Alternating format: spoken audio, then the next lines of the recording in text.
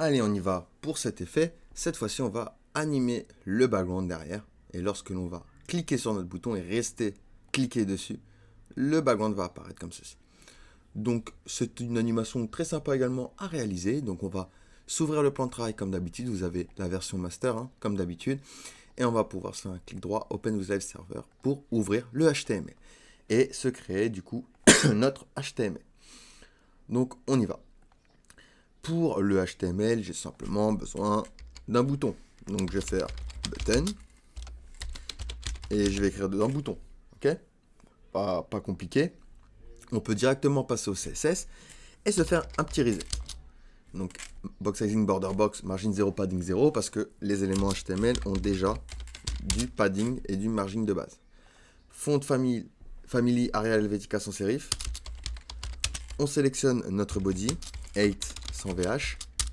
On utilise displayFlex, justify content center et align item center juste pour centrer notre élément et on va lui donner un background 0, 1, 0, 1, 0, 1. Hop, nickel, on va pouvoir directement s'occuper de nos boutons. Donc je prends button, position relative, 8, on va lui donner 60 pixels, width 200 pixels, border, on enlève, on n'en veut pas.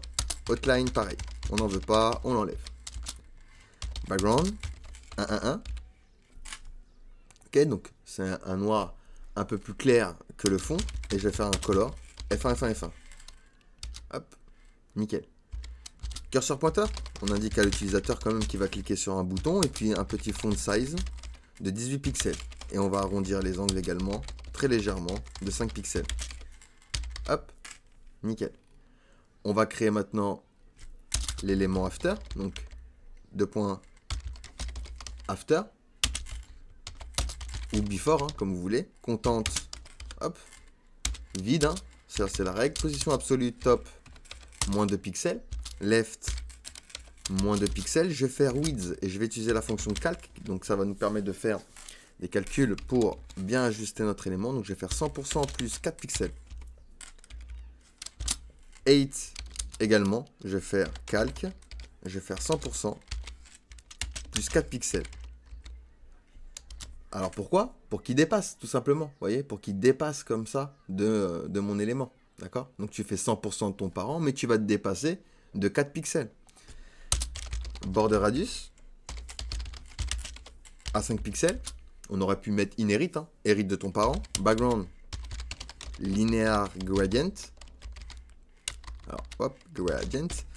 Au niveau de la direction, on va mettre 45 degrés.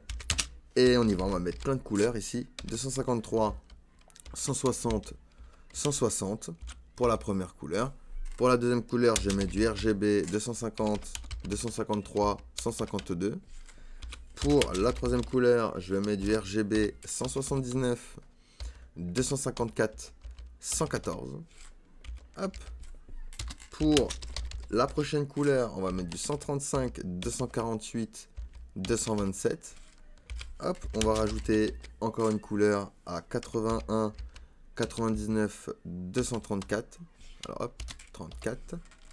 Parfait. Hop, on en met une autre. Donc on va mettre du RGB 237, 168, 253. Hop, encore une. 165, 22, 22. Allez, l'avant-dernière. 167, 63, 63. Et la dernière, on va mettre du RGB 242, 168, 49. Hop, et j'ai bien mon dégradé ici. Nickel. On va utiliser maintenant background size. Donc la taille de mon background, on va lui dire, tu vas faire 400%. Tu vas t'étendre sur 400%. Parfait. Nickel. Je vais lui dire maintenant z-index moins 1. Opacity 1. Filter blur. Donc on va créer cet effet de flou. D'accord? Vous voyez, hop, il s'est mis derrière du coup. Et il a un petit effet flou. Transition. Transition sur opacity. 0,2 secondes de manière ease, in, out.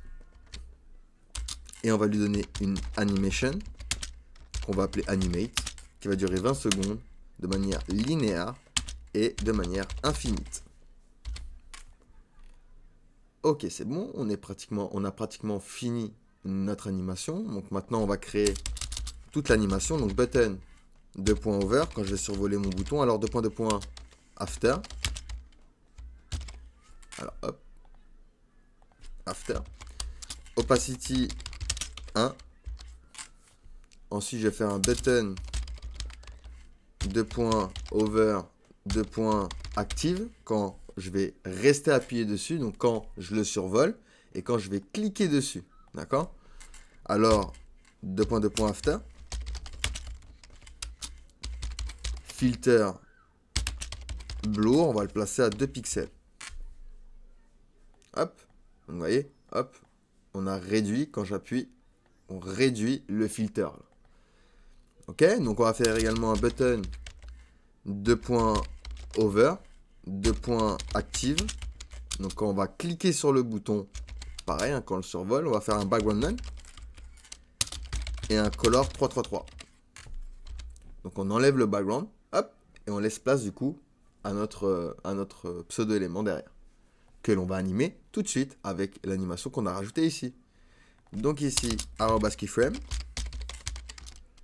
on l'a appelé animate, 0%, un background position à 0 sur X, 0 sur Y. Je prends ça, Alt Maj flèche du bas, on va le dupliquer 2 fois pour le 50% et pour le 100%. Et je vais simplement changer au 50% à 400%. Hop, et vous voyez, il est animé là. Hop, vous voyez, il s'anime. Et quand je clique dessus, hop, pareil, il va s'animer. Nickel. Donc voilà pour ce petit effet très sympa. Allez, on passe à la suite.